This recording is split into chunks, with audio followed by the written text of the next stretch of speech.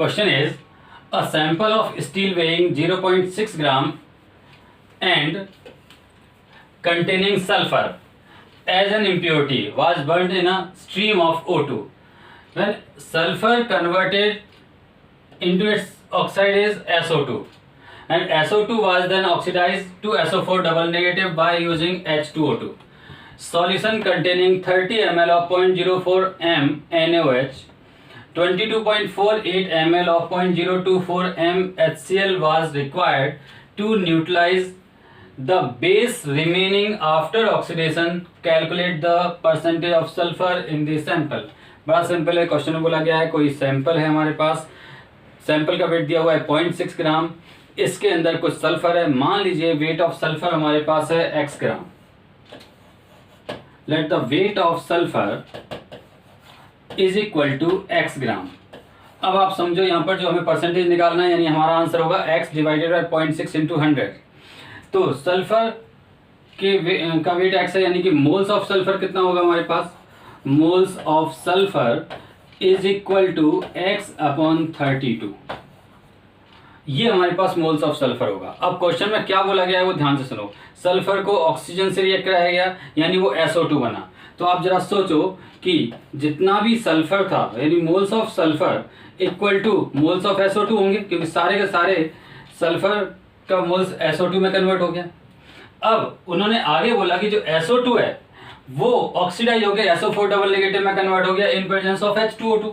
यानी कि मुझे H2O2 से कुछ नहीं लेना देना, मुझे मालूम है कि H2O2 ने उसको ऑक्सीडाइज किया. तो यहाँ पर SO2 is convert into SO4 double negative. इसका मतलब ये कि जितने मोल्स SO2 के होंगे उतने ही मोल्स SO4 डबल नेगेटिव के होंगे. देखो आप सल्फर की एटोमिसिटी तीनों जगह सेम है.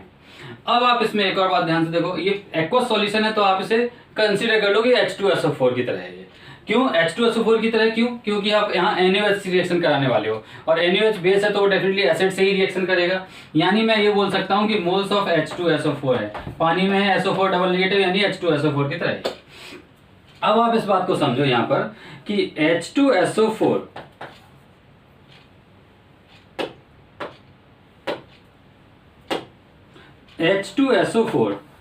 रिएक्ट विद NaOH, जैसा कि क्वेश्चन में बोला गया है in presence of OH negative ion. तो यहाँ पर रिएक्शन क्या होगी, ये होगा Na2SO4. ओवरऑल अगर आप ध्यान से देखें तो n factor of H2SO4 is 2. दो H पॉजिटिव आयन का एक्सचेंज हुआ, और NaOH का n फैक्टर 1 होता है. न्यूट्रलाइजेशन रिएक्शन है आप पढ़ रहे हैं यहाँ पर.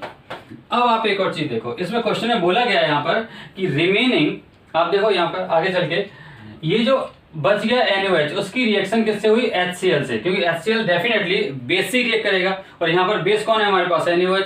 यानी कि इस NaOH की रिएक्शन HCl के साथ भी हो रही है, और इसका मतलब यहाँ लिख सकते हैं कि ये HCl है, और HCl के साथ रिएक्शन होगी तो ये NaCl वगैरह बनाएगा.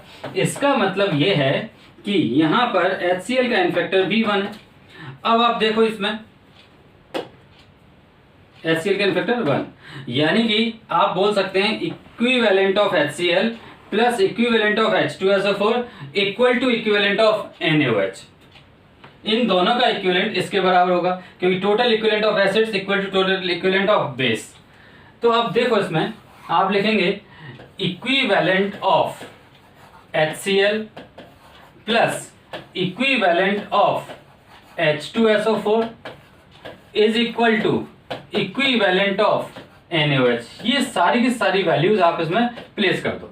अब HCl का डेटा देखो आप, HCl का n फैक्टर हमारे पास 1 है, तो 1 into 0.024 into 22.4 is divided bye 1000. ये 1000 क्यों किया, क्योंकि यहाँ वॉल्यूम ml में था, और आपको वॉल्यूम लिखना है लीटर में, क्योंकि आप इक्विवेलेंट लिख रहे हैं. अगर आप मिली इक्विवेलेंट लिखते तो आप वॉल्यूम ml में लिख सकते थे.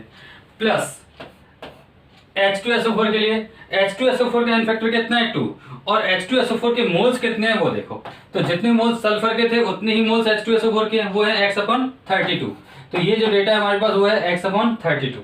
तो ठीक है, आप लिख सकते थे यहाँ पर n फैक्टर 2 इंटू x/32, और ये देखो मोल्स ही लिखा गया है, ये भी मोल्स का टर्म हो गया, ये भी मोल्स का टर्म हो गया, इक्वल टू यहाँ पर इक्विवेलेंट ऑफ NaOH.